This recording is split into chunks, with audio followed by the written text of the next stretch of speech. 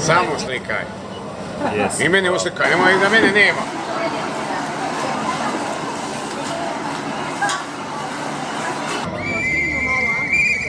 Zašto ste danas ovdje?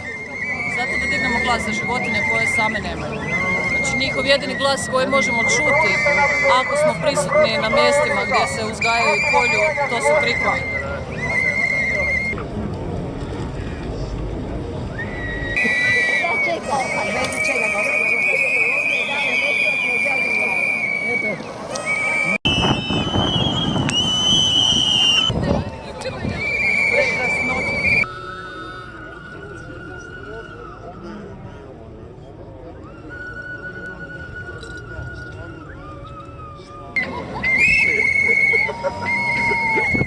Ostani vegan.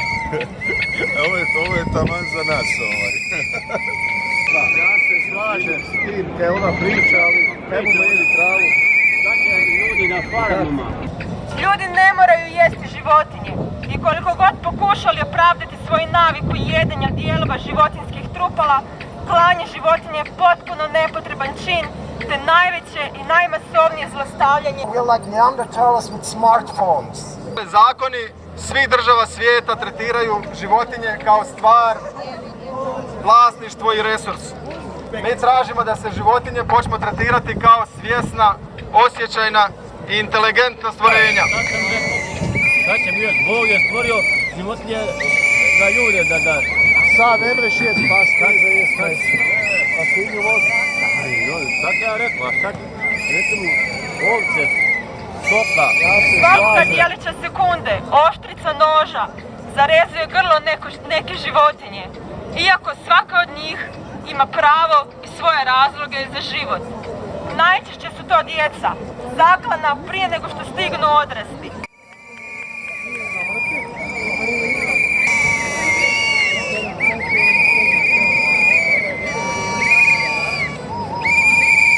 Šta ćemo jeste bilje, jel? Bilje je zatrovano. Sve je zatrovano. Hrana. Pa i životinje su zatrovane. Od strane su toga. To je sve čovjek. Pa to je sotona. Ne moramo sada recimo... Čovjek i ljudsko biće sotona. Reći ću ne klaonicama, velikim halama i zgradama gdje se dnevno vrši pokolj nedužnih zlostavljanih, nasilno oplođenih životinja.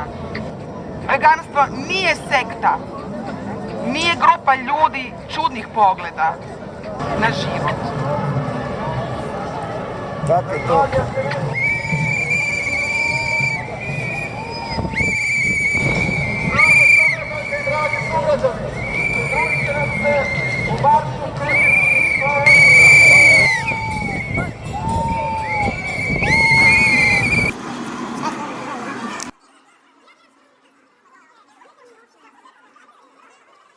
Nadam se da je tu kao zagrijavanje na nešto veće, možda neki Veggie Pride.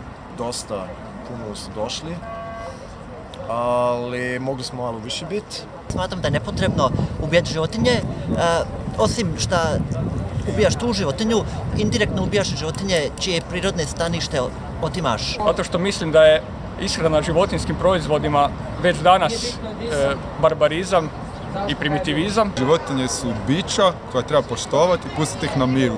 Zašto nam to treba kao civilizaciji? Ja mislim da bi to svaki pojedinac trebao odbaciti. Trebao bi odbaciti patnju. Da su porobljene, da se sve njihovo, znači jaja, mlijeko, meso iskorištava, koža na kraju i ostali nusprodukti, a njihov smisao života se svodi na to. Dok nama je baš evo lijepo, uživamo, lijep je dan, nije li to žalostno? To treba prestati. Svaki život treba cijeniti i da svaki život ima svoju vrijednost. Smatram da su klaonice sramota za čovječanstvo i da se trebamo suprotstaviti tome koliko možemo.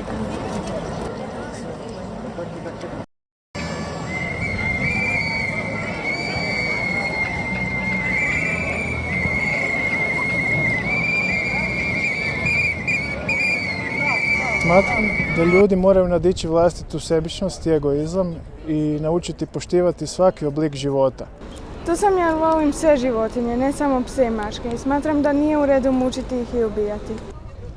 Kao što je čovječanstvo prevazišlo robovlasništvo, tako će, nadam se, uskoro prevazići i ishranu životinjskim proizvodima.